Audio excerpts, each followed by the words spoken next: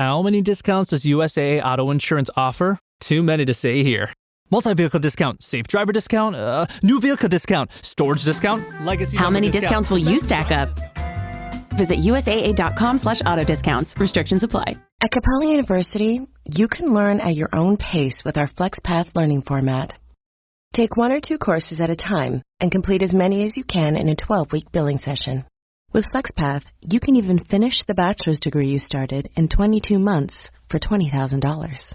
A different future is closer than you think with Capella University. Learn more at capella.edu. Fastest 25% of students. Cost varies by pace, transfer credits, and other factors. Fees apply.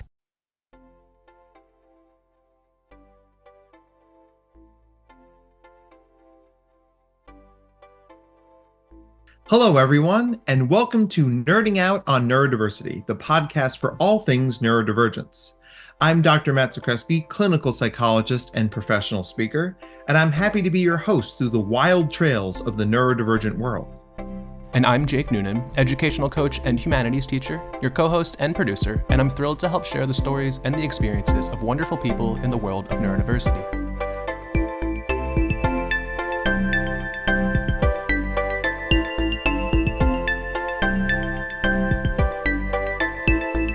We're really excited for today's guest, which we are going to say a lot because we're always really excited about every guest we get. So let's get into it. Hello, everyone, and welcome to another episode of Nerding Out on Neurodiversity. I'm your host, Dr. Matt Zakreski, clinical psychologist, professional speaker, published author, wearer of many hats. Here, as always, with me is my co-host and producer, Mr. Jake Noonan. Say hi, Jake. Hi, everybody. Super excited, as always, for another episode, but even more excited this time because we have a special guest who's one of my oldest friends. And Kelly, do you want to introduce yourself? Sure. I'm Dr. Kelly Cohen. I am a pediatric optometrist, and I live in Chicago, but I went to high school with Jake, and we've been friends for, probably over 15 years by now. Yeah. A pediatric optometrist. Yes. So what does a pediatric optometrist do? I have so many questions, especially as a kid who grew up wearing glasses. I'm like, was it you? Was it your fault I had to wear glasses? Yeah. So the specialty of pediatrics exists because in optometry, when a lot of the healthcare on for eyes is very subjective, meaning it relies on the answers of your patients. So pediatrics is its own specialty because you have to learn how to get more objective findings and, read kids a little bit more. I often get asked by parents well, how do you know what their prescription is? How do you know that they're not lying? And I tell them partially jokingly, but mostly seriously, oh, I don't even need them to speak to me for me to know their prescription. So the world of pediatric optometry, there's a lot more specialization with specific conditions, but more importantly is just having the people skills to work with kids, because obviously it's so different than talking with an adult for something as decision-based as glasses prescriptions.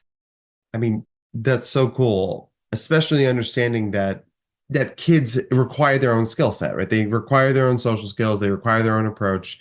I cannot tell you how often I have to say to grown-ups, kids are not little adults. Yes, exactly. Right? They're kids. They have different strengths, different weaknesses. Well, I expect this 8-year-old to be able to handle this thing. You do? Really? The 8-year-old? Just thank you for stepping into that space and providing informed, specialized care for the kids who really need it. Yeah, it's definitely a privilege. And I agree. I feel like a lot of people try to treat children as, little adults. But when you think about it, it's developmentally, even the most brightest or, emotionally mature kid is still a kid. And if they're not acting like a kid, if anything, that's more of a red flag in the opposite direction of why is this kid so emotionally mature? Where did they, get adultified, if you will? But yeah, so as far as vision care goes and just ocular health in general, we also see different things in pediatric populations than we do in adult populations as far as what's most prevalent and what we need to, watch for. So that was really what got me into pediatrics was binocular vision, which is a little bit more broadly what pediatric vision is. So looking at how the eyes work together and how they work with the brain is all within my specialty. So one, to become a pediatric optometrist, I'm assuming you have to go to med school. Optometry school, but yeah. Optometry school. Now, what is the process for getting into optometry school? So most people do 4 years of undergrad. Some people do like a 3-year program, as long as you get the prerequisites. So it's more about the prereq classes than the degree for a bachelor's. So bachelor's degree mostly, and then 4 years of optometry school, which is a little bit more specialized than medical school. We still learn a lot about the whole body. Like I had endocrinology classes, like I learned all that, especially because so much of eye care crosses over with other fields. But that said, we didn't harp super, strongly on like orthopedics, because like bones and tendons don't really matter as much. But neurology, we had, multiple courses. So optometry school is 4 years. And then in your last year, in that 4th year, you're off on rotation. So you're a student in somebody's, practice in a hospital setting, all different things where you've learned everything and now you're doing it under someone's wing. And then I did a 1-year residency after I graduated in pediatrics and binocular vision. So, and I mean, this is going to sound like a really weirdly granular question, but like, what are the hours like? Are you like on call? Is it like a shift style thing? Like I'm picturing like Scrubs, honestly, like where you're just sleeping in the on-call room. Like, I don't know. And Jake is your zany best friend. I mean, I would watch that show, honestly. So. Oh man, we haven't even gotten into the topic that Jake has a bit of a phobia around eyes too. So it's pretty funny that I knew I wanted to do optometry even in high school. So we would always talk about this where I'm like, Jake, you're never going to be my patient because I'm not dealing with you. I would maybe make an exception, but I would make fun of you the whole time. I would make fun of me too. So good. We all have something in common. Yay. Yeah, exactly. That's why we're friends. The work-life balance in optometry is really, really good. So that's been like a lot of the pull for most people is work-life balance compared to some other medical fields. They could be more demanding as far as like on call and, weekends and holidays and things like that. So, I mean, I work 34 hours a week at 2 different offices, 30 hours at my main place, and then I just do some fill-in at Target Optical. So yeah, I mean, like it's really balanced. Working in pediatrics, I have pretty much just accepted that I'm going to have late hours and Saturdays that I'm working. But it's kind of inevitable if you want to go into peds. So I'm not really too hurt over it. We talked a lot about how ocular health impacts medical health, right? One of the stories I often tell when I'm a guest on podcasts, when I'm not hosting one, is that my mentor in grad school said, when you're assessing a kid with ADHD, what's the first thing you do? And I was like, you do O'Connor's. And he's like, no, like the Vanderbilt. No, he's like, you're missing the point. He's like, first thing you do is see if the kid can see the board. And I mean, I tell this story often because it blew my damn mind. Because of course a kid's going to act up if they can't see the board. And he's like, then what's the next thing you assess? So like whether they can hear the teacher. He's like, now you've got it. Right. So Dr. Casano, this is for you, man. I'm still telling this story. So like, what's the intersection you see between ocular health and behavioral or mental health? Yeah, you're speaking my language. I just feel my brain just exploding right now. Yay! So that's actually like and this is also kind of where Jake thought to ask me to come on is that I work heavily with kids with ADHD, and even beyond sight and just being able to see clearly, like that's the first step always for all pediatric and all eye care in general is, can you see? Can you actually do what you need to do? But my specialty deals with how the eyes are working in motion and how they're working with each other. And we're constantly explaining to parents about exactly what you're saying is like sometimes a kid's, not sitting still because they can't stay focused because they don't have the right resources. It's not necessarily because there's something wrong with them. It's just that the setup doesn't suit their learning style or whatever. And there's a really high association between having binocular vision problems and ADHD diagnoses. And there actually have been some studies done that looked at just like normal behavior, under 7, and then kind of compared it to like the DSM criteria for ADHD, and you see fairly similar. And then they also studied, well, how many of these symptoms are also prevalent in vision-related learning problems, and it's a massive overlap. So I would say probably at least 60% of my vision therapy patients also have an ADHD diagnosis. Wow. Yeah, it's a massive, relationship. And it does, make you kind of think, we're frequently talking about chicken or the egg. Like, which is it? Is it that, they're showing ADHD qualities because their vision is uncomfortable and reading is not fun because they see double? Or is it that they have ADHD, which is now worsening some of the symptoms that they have from their binocular problems? But, on our end, really, like, all we can guarantee to the parents is that we'll do everything we can on the vision side. And then for the learning help, we'll push it to other specialties and collaborate. Those numbers blow my mind, right? And it makes me think of all the meat on the bone I'm leaving there as a psychologist. Like I should be referring more people to pediatric optometrists, right? I mean, it feels like it's value added that we're not adding. Yeah, I'm very lucky to work in a practice that's well established in the area. And my boss has put a lot of work into building our reputation, and he's incredible. And he has some really great relationships within like the medical community. So we actually do get a lot of referrals from neuropsych. In particular, there's one neuropsychologist who her son ended up having some vision issues that he needed vision therapy. And he did his vision therapy at our practice. And then obviously she's sold. She saw the changes that he went through. Come to think of it, I think there might be 2 neuropsychs. No, there's a neuropsych, and then there's also an OT that went through something really similar, where like their kids came to our practice for therapy. And they're some of our biggest referral sources because like they've seen the impact that, binocular vision problems can have on a kid, and they've seen that we know how to fix it and take that part out of this, equation that's like holding a kid back.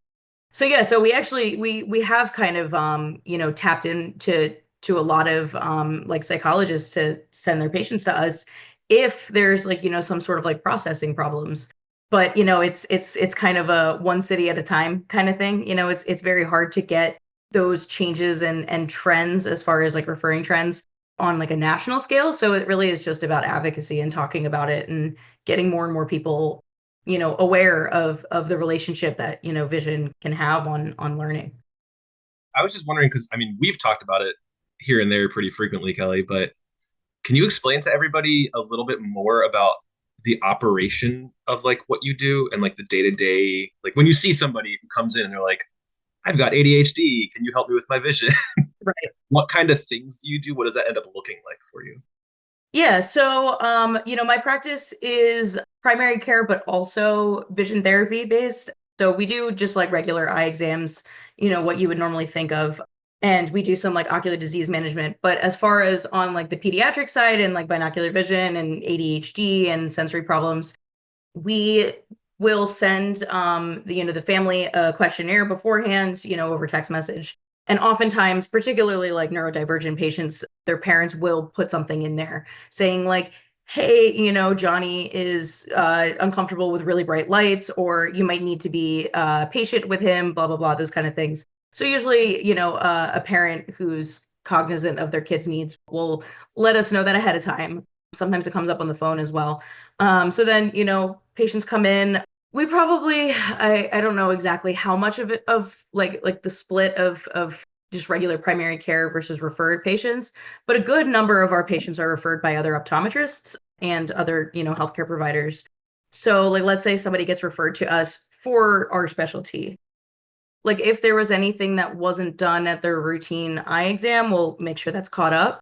And then we test their binocular vision. So, we're looking at what we call like their functional vision. So seeing how their eyes and their brain are talking to each other basically, and looking at like dynamic vision, vision in motion and vision in more like we don't really think about like when we go to the eye doctor, you're looking at a white chart with black text. It doesn't simulate anything close to what we all look at all the time. So what we do is a lot more things like eye tracking skills and, how well the eyes can keep two images locked together, even in motion, that kind of thing.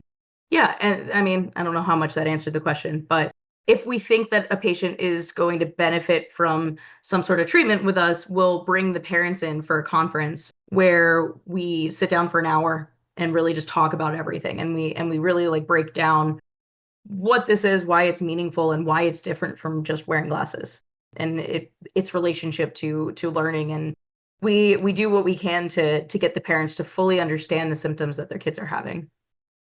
Right. And I'm curious, this might be a kind of dumb question, but how many of the kids that you end up seeing either have glasses and keep their glasses like throughout the therapy and after, or how many come in where their parents are like, my kid needs glasses, and you're like, actually they don't need glasses. Here's this other thing that we can do. And then they end up, perfectly fine, no glasses needed.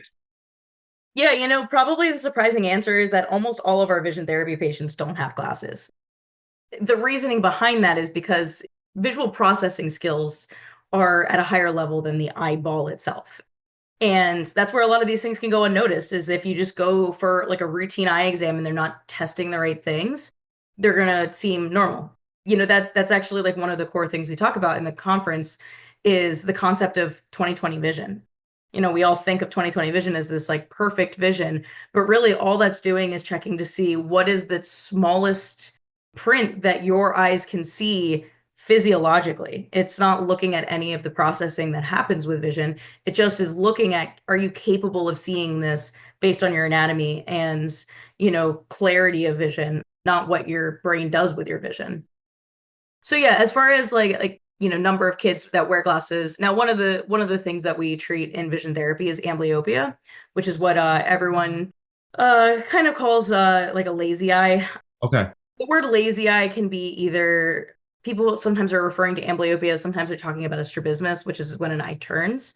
An eye turn can cause amblyopia, but they're not, one and the same. Amblyopia is when one of the eyes is more challenged in, prescription, or, if it's turned in, something like that, in the visual pathways actually don't fully develop. So those kids, we actually do start with glasses always, because prescription plays such a big part in amblyopia development. But honestly, that's almost all of my patients that I've had that have worn glasses in vision therapy were amblyopic. So that's just like a one subset, of the vision therapy kind of world. But I mean, I'm learning so much right now. I'm like absolutely geeking out about this. I think you mean nerding out, just say. Take it from the top, people. Wow, I'm totally nerding out on this. You happy now, Jake? Are you happy? Thank you. Right? Thank you. Yeah. Yes. Hashtag nerding out, right? We're all about the hashtag. So, Kelly, you're telling us a lot of things. Like, it's almost like you're giving us the secret sauce behind what this is all about. What do you think most people misunderstand about what you do for a living? Like, you're at a cocktail party, you're like, oh, I'm a pediatric optometrist. People do like, stay away from my eyes. Like, what do people don't get about what you do? Well, first, I think a lot of people don't understand the difference between optometry and ophthalmology, which the difference is that optometrists can't perform surgery, and ophthalmologists, they go to med school and then they go into the specialty of eye care. So they do 4 years of general education and then they do eye care. Very, very smart doctors. It's one of the hardest MD specialties to get into. And with that, they are very, very specialized. Like ophthalmologists tend to be like focal in, back of the eye, front of the eye muscles, neurology. So there are general ophthalmologists. They tend to be more of front of the eye because they also tend to do LASIK and cataract surgery. But there really isn't a huge need for general ophthalmology because that's what optometry does. So I always explain it like going to the optometrist is like going to your primary care physician. Like, they can manage and treat and, medicate for a lot of, conditions. But if something starts to become a little too complicated for them in their jack of all trades position, they might send you to a cardiologist, and the cardiologist might take care of the meds instead. So I think that that's probably the biggest misconception about optometry is people think that it's just glasses and contacts. And there are definitely settings that are like that. And, capitalism, unfortunately, has taken a chokehold on the profession. But yeah, it's great. We love it. But like, at least like for me, like our office barely makes a profit from our glasses and contacts. We do everything medically. So, we're medical providers. And I think that that sometimes gets brushed over because of that corporatization of the field is that I can prescribe medications. I can prescribe oral antibiotics. It's I do have the medical backing. It's not just glasses. And then with that, I think also people think about, particularly with like doing pediatrics, they think that I'm prescribing glasses all day to children, and I'm really not. I'm primarily looking deeper than that, and not necessarily like the glasses prescription as the answer. Wow. So we've covered a lot about what you do and how you do it. So now we're going to switch things up a little bit. And now we're going to ask Jake, what is your thing with eyes? I got to know. Oh, okay. Boom. Who's in the hot seat now, Noonan? It's me. I can't do eye things. I avoid going to the eye doctor all the time. Kelly, what's the test with the blue light that I was telling you about before? Oh, yeah. So the pressure check. So everyone always thinks about the air puff. The air puff is daunting and everyone hates it, even us. But it's a screening tool, so not everyone has it. You don't necessarily have to have the air puff machine. The better way to check pressure is called Goldman tonometry, and you have to put in a yellow dye and it numbs your eye, and then there's a probe that, spoiler, it does touch your eye. I don't usually tell my patients, but I'll tell all of you. Thanks. It comes really close, and it can be alarming if you're not really ready for it. If you don't know it's going to touch your eye, you don't feel it at all. I mean, Jake knows this now, so he's probably never going to have that test done again. Never. I will throw up. I will pass out. Yeah. Is that a threat or a promise? Both. I will throw up. It can be both of them. This is why Kelly's going to be pretty much like the only eye doctor I go to with those kind of things. Yeah. I'm sorry ahead of time. Because of our eyes have such a relationship with like our sympathetic nervous system, you can have a vasovagal response and, pass out in an eye exam. And it's almost this rite of passage in the profession to have someone pass out for you at some point. And so far, knock on wood, I haven't had anyone pass out yet. And I think it's partly because I explain everything before I do it. So most people are just like not caught off guard. And if I have even remotely a thought that someone's going to pass out, most tests, I can find a new way to do it. Or if it's not clinically significant, I'll skip it. But yeah, if you were the first one to pass out for me, that would be poetic. I'm going to book a trip to Chicago at some point just to come see you, just so I can pass out in your office. Awesome. Thanks. You're welcome. You really put that out in the universe. I got to tell you, I did. So I was an EMT for a minute in college. I rode with the EMTs, and we got a call one night, and some drunk freshman had put his arm through a window. So we drove over, and me and the guy roll up there, and the kid's sitting there on his bed, like with a hoodie wrapped around his arm, and he's looking panicked. And we're like, listen, it's Good Samaritan law. Doesn't matter. You guys have clearly been drinking. But we're here to check your arm. You probably need stitches. So we go over and we take a look at it, and yeah, it's a pretty big cut and it's bleeding, and he's gonna need some stitches. But me and my coworker are both looking at this kid sitting on the bed, and behind me I hear thump, thump, thump, thump, because one kid fainted and the other kids went down like dominoes. So we looked back and we look at the kid and we look back and we ready it. I'm like, we're gonna need 4 gurneys, and they're like, what did you two do? Fun times. Yeah, that's a quick way to just end up having your work literally quadruple. The amount of paperwork for that. Yeah. I was just like, maybe this is not what I want to do. Vasovagal's a whole thing though, right? I mean, it's amazing to me because one of the things that I try and do as a psychologist is utilize the eyes as a way to activate the parasympathetic nervous system. People don't realize how much the eyes are linked to that. If you're in a stressful situation and you leave that situation, why do you think your body starts to calm down? I just sense that it's different. No, you're looking at less stressful things. right? So if you can call those things to mind, if you can use your eyes to redirect to something safer, more positive, or at least, if not more positive, less jarring, less triggering, then I mean, it's an easy technique that I think a lot of people don't think to use. Yeah. I have a feeling you're really going to nerd out about this one, but there's a whole subspecialty in binocular vision called syntonics or optometric phototherapy. Woo! So we use different wavelengths of light to stimulate the sympathetic and parasympathetic nervous system. And a lot of it follows like similar to color theory. So like as you can imagine, some of the reds are more sympathetic stimulating, whereas on like the blues and the purple side, it's a stronger stimulation of the parasympathetic system. And the whole concept is that, your system is on this teeter-totter and you're trying to find this equilibrium where, you just had a concussion and you're still stuck in fight or flight. So if we stimulate your parasympathetic, it's going to bring you back to neutral. We kind of call it almost like passive vision therapy. It's almost like the passive side, the subconscious side of vision therapy, where we can do that kind of stuff.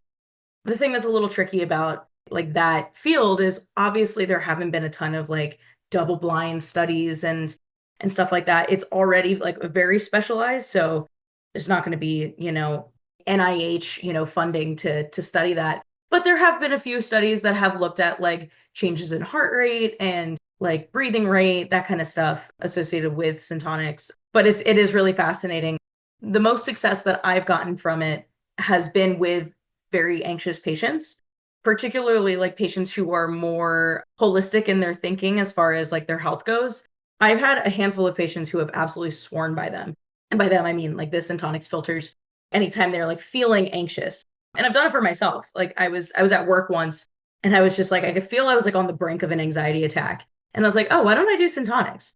And I did. And it like calmed me down. And I was like, no, there's going to be a placebo a little bit for like a bias really, because I know about how it works. But in particular, my anxiety symptoms are physical and I get like a tightness in my throat and that went away. So it's like, okay, well, clearly like my system is calming down, even if it's, beyond like what I'm thinking of mentally. And how much do you know about like the EMDR style therapy techniques? It sounds familiar, but remind me. So the idea with EMDR, and I'm oversimplifying because this isn't an EMDR episode of this podcast, but the idea is you process your trauma and you traditionally watch a light bounce back and forth. The idea is that it moves bilaterally, right? Like once it crosses the midline, you're using your optic cortex to sort of rewire those experiences. So, I mean, it feels like it would be a cousin to this idea. It's like we're using the power of the eyes and the eyes' impact on visual processing in the brain to have full body experiences related to how the eyes are processing these data. Yeah, no, I mean, it does sound like it would, pair well with these kind of concepts. There is a brand, like a company within like the world of syntonics products where they have like a multi-sensory table that also involves like motion. I haven't really looked too much into it because it's a fairly large unit and we don't even have the space for it, so we don't even, think twice about it. But the idea is like a multi-sensory approach to treatment, especially when we're talking about the sympathetic and parasympathetic nervous system. Like so many different aspects of our body are tied to those systems. There's also a big relationship with the vestibular system with parasympathetic and sympathetic. And then the vestibular system is directly linked to eyes. Like my brain's all about like the studies because of my academic background, but Yeah. like they recently did a study where they had like, I guess these really high powered microphones that they had inside the ears up against the vestibular system. And they kept their bodies still, but had them move their eyes. And it was triggering their vestibular system. So even though, and for any listeners who are familiar with the vestibular system, it's your balance system. It all is in your inner ear. And it mostly is worked on with like physical therapy and occupational therapy. But our eye muscles are directly linked to our vestibular canals.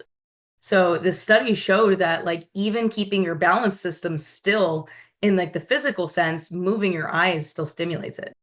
So with these like sensory tables, and even in vision therapy, and like we think about children with ADHD or autism, where we're using certain sensory products that will elicit movement, you can stimulate the vestibular system for the same purposes, sympathetic, stimulation, parasympathetic stimulation. So it's really fascinating, like when you really start to like look at the big picture, how interconnected all of these like subspecialties are. It's all connected. I feel like Kelly, you and I talk about so many different topics within like your field, my field, neurodiversity in general. Yes. Yeah, if you don't mind sharing with people, because I know like you and I are super open about it. Like, how does your own interaction and experience with neurodiversity impact you as would it be a clinician, physician? Yeah, any of those. Yeah, no. So, what Jake's referring to is that I do have ADHD and also anxiety, like I was just saying. And what's interesting is I didn't get diagnosed with ADHD until I think last year. And I didn't even start medications until I think maybe like December of this year. So not even of this past year. So not even a full year yet. And it is really interesting and eye-opening for me to get that diagnosis, especially like having gone through school and like gone through 9 years of college essentially, and having literally no idea that I had ADHD. And it was really only once the structure of school was gone that my symptoms really came out. And it was surprising because it was like, why can't I vacuum my apartment? I don't understand. And it was one of my students that pointed it out to me, that he thought that I had ADHD. And I was like, wait, really? And then he told me the symptoms. I'm like, oh, I thought everyone does that, Well, it's funny because now I forget what your question true. About just like how it plays into, my job. At this point now, especially because I've found a little bit better of a groove of how to keep my life and productivity moving forward without external organization. Now that I've kind of gotten that settled better, which is it's always a journey, but I feel very grateful that I have ADHD because it makes it so much easier to relate with my patients. And I don't know how much you agree with this. I'm sure you do. I can walk into an exam room and not even start talking to the kid, and I will just sense it and just be like, oh, okay, cool. We're both neurodivergent. We get to just open up and just be normal now, normal, and take off the mask. And like, I feel like that's been really rewarding, and I think has been one of the strong suits of like my professional care, is that like my neurodivergence makes me silly, and like just like he keeps me generally in a good mood and just having fun. Life is so much more fun being neurodivergent. I feel bad for neurotypical people, honestly. No offense to anybody who would listen to a podcast about neurodivergence and is neurotypical. So yeah, so that's kind of like where like my journey of it has kind of landed me, is it makes me be able to relate to the 10-year-old who's struggling to keep up in school because she's thinking about starting another art project to add to her pile of 17. And I think that they also kind of sense that I understand them, and it immediately softens them because it's like, oh, okay, she's just one of us. Especially being a doctor, like you do have to find the balance of looking professional but also being relatable. And I feel like my neurodivergence has helped me find that, where you can still get respect and be respected for your expertise, but also be like chill, and make people feel comfortable because they realize that you're a human. And I think that's super important in healthcare. I mean, absolutely. And I know that part of the reason I'm successful working with my patients is they're like, oh, you're one of us. I'm like, yes. When you can look at a kid and say, I know what it's like to be smarter than your teacher, and the kid looks at you and goes, oh my God, you really do. Like you're in, it's that sense of community we have with each other. And it's one of the reasons I hired Jake. I have worked with many teachers, and I can count on one hand the amount of teachers who have Jake's ability to just let kids know just by being with them that I am like you, I am safe, I get that, and I'm still going to hold you accountable. This isn't like neurodivergent ADHD playtime. Yay! Right? It's like, yeah, don't you want to show everybody that you can actually do this? I'll get you there, right? Because that's the sign of a great professional. All of what we do is about getting people to change, whether it's emotionally, behaviorally, academically, or optically. Is that the right word? Sure. Let's go there. Going with optically, right? Make it so. Yeah. But it's like getting someone in the chair, having them do the test, having them understand, like, you do these exercises, you do these techniques, your life will get better. We're change agents, and that's pretty damn cool. Yeah. All right. Well, this is just one of the most exciting and unexpected conversations I've had in a long time. Kelly, you're a delight. And Jake, you know good people, but I'm not surprised by that. So what I'm going to do is I'm going to ask you my wrap-up question, and then Jake can ask his. So Kelly, if you could have one superhero on speed dial, who would it be and why? Whoa. So I'm gonna say what the first thing that came to my head, which is funny because he's not anywhere close to my favorite superhero, but it feels like the most useful is Ant-Man. Huh. That's our first Ant-Man. We haven't got an Ant-Man yet. Yeah, I don't know why my brain, before I could even really think about the question, my brain went Ant-Man. And I was like, huh, what about Paul Rudd? Just kind of planted in my brain right now. But I just feel like that's that's probably the most useful skill for solving the widest breadth of problems. Being able to shrink and then grow really big too. Yeah, exactly. Help you a lot with figuring things out for eyes. Yeah, right. Yes, that's great. That's actually a really great point. I didn't even think about that. It's like, hey, can you get this piece of metal out of this guy's eye so that I don't have to pluck it out? See, I thought you were going to go Cyclops. That I was like, right. So Yeah. I'm here for the Ant-Man. All right, Jake, your turn. I was not expecting that from you, honestly.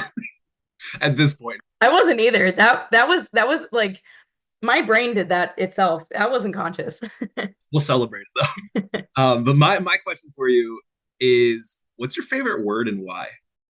Whoa. I like the superhero question better. It's easier. My favorite word. I'm sorry, but I'm also not sorry. I know. I'm trying to think of like if there's I feel like there's two different ways of approaching that. It's like the word itself, and then also like the meaning behind a word, you know? The word itself, my brain just keeps going back to soliloquy. It's just a pretty word. Great word. As far as favorite word for its meaning, I'm gonna go with empathy. It's a good choice. Yeah. I'm curious why though. I was trying to think of what's a word that I think holds significance and is a little bit deeper, you know? And my brain kept thinking community, but I don't like the harsh C, so I couldn't call it my favorite word. Like I think empathy, because at first I was like, oh, maybe sympathy, and it's like, no, I actually think I like empathy better. I think that empathy has been a very core like part of my life, especially in the last decade as a provider, but also like on my own mental health journey and, you know, figuring out who I can and can't spend my energy on and relating to their abilities to empathize and, you know, figuring out my hyper empathetic, you know, state and like what that means and as far as, you know, anxious attachment and yada yada. So I feel like empathy is a very, if you were to like succinctly like describe what makes us humans and what makes us good humans versus bad, I think is the word empathy. So I feel like it has a lot of weight to it. Brilliant. My cat agrees. I don't know if you could hear him meow, but he just meowed. He introduced himself. We're always here for a cat visit.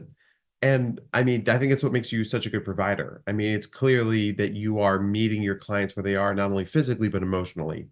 And that's regardless of what you do for a living. That's the art of pediatrics, right? Well, thank you. I appreciate that. It's easy to say when it's true. So that seems like a great note to wrap this podcast episode up on. Kelly, you're a delight. Thank you for sharing your wisdom and your knowledge with us. I think we all learned a lot. I think a lot of parents are going to be calling a lot of optometrists, which is really good. Check your eyes, kids, eat your carrots. But for everybody here at Nerding Out on Neurodiversity, I'm Dr. Matt Zakreski. Thank you for going with us on this journey and learning and growing and sharing with us. I'll pass it over to Jake to say goodbye. Say goodbye, Jake. Bye, everybody. Thank you for tuning in. And Kelly, as always, it's great to hear from you. Great to see you. Next time you're home, potential eye exam, but I won't hold you to that. We'll live stream it. Oh man. Yeah, let's go. Yeah, a whole new world of the podcast is live streaming doctor's visits. I'll only do it if we live stream a psychology visit with Matt at the same time. How's that sound? The exact time? Yeah, right, exactly. Yeah, thank you so much. This was really, really fun to be able to just talk. Obviously, I love talking about eye care, so I always appreciate it when people are interested and really show a lot of connection with it. And it was a pleasure. Awesome. Then we've done our job. So until next time, fans, we'll see you around the bend. Bye. Nerding Out on Neurodiversity is brought to you by Dr. Matt Zakreski and the team at the Neurodiversity Collective. To learn more about the Neurodiversity Collective or to be a guest on the podcast, please visit our website at www.theneurodiversitycollective.com/podcast. Audio and production by Jake Noonan. Show your support by subscribing, leaving a 5-star review, and telling your friends about us. Our Instagram and social media handles are at #NoonPodcast, NOON podcast. Your support is appreciated and keeps us going. All discussions presented on this podcast are strictly for informational purposes, awareness, and understanding. The advice presented is not and should not be considered to be therapeutic in nature. If you have any mental health questions, please contact your provider. All rights reserved.